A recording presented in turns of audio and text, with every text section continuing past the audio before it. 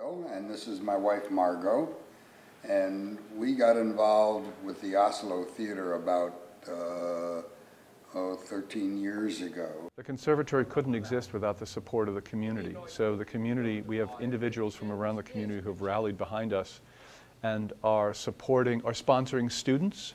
They provide the student stipend that every student receives, plus they provide the support for the London program.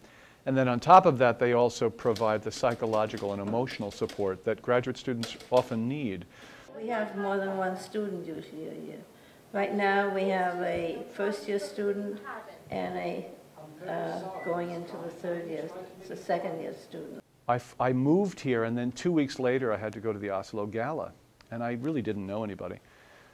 And I was seated at Warren and Margot's table. They were the first people I met, and at that time they were very loyal supporters, and I got to know them at that gala, and I was pretty amazed at the kind of the way they embraced the Conservatory.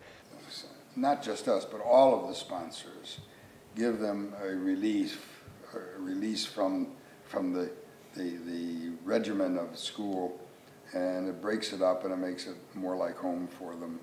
Each year, the Conservatory is required to raise the cost of first-year tuitions for the following season. In other words, I can't go recruit another class until I have raised from within the community the cost of first-year tuition for that next year's class, by November, in other words. And so each year the Conservatory needs to raise approximately $120,000 just to recruit a class. I know one of our students, one of our third-year students is graduating now. He mentions that when he came in, he was confused about the kind of relationships he was being handed with the donors. He didn't quite know how to deal with it until Thanksgiving, or Christmas, I think. His donors invited him over for Christmas Eve, and he walked into their house. They treated him like a family member. There was a present for him under the tree, and they just sort of embraced him and sort of welcomed him into their family for those 2 days of Christmas to give him some support at a time when he couldn't leave town. And he talks about that moment he realized the kind of support they're receiving. Right across from us here is Plymouth Harbor. In Plymouth Harbor there are probably a half a dozen people, residents, elderly, who are supporters of students.